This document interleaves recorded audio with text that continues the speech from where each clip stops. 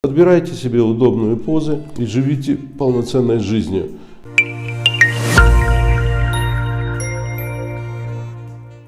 Тело человека само подбирает те или иные подходящие для себя позы, то или иное время.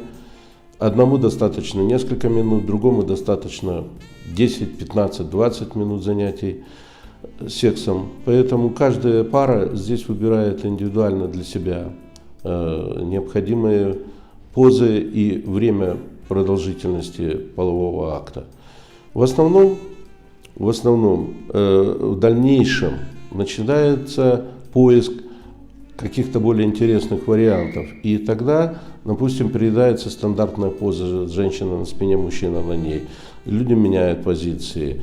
Посмотреть это все можно в Камасутре, в интернете, там сотни различных поз применяются. И вот когда я проходил специализацию, старенький профессор, сексопатолог, ему тоже задали вопрос много лет назад: а как вы считаете, вот какие позы более эффективны, какие менее эффективны?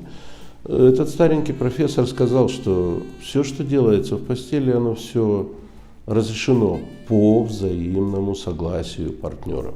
Если партнеры согласны, значит, вы можете делать все, что угодно. Если вы акробаты, можете делать даже акробатические упражнения, лишь бы вы от этого получали удовольствие. Если у вас существуют нормальные взаимоотношения, вы нормальным занимаетесь сексом. Если у вас есть какие-то увечья, трудности, связанные с излишним весом или с какими-либо другими ситуациями, когда трудно, допустим, на боку находиться или на спине, так вы подбираете для себя наиболее подходящую позу и занимаетесь удовольствием. Запомните раз и навсегда, что прежде всего половая жизнь приносит удовольствие.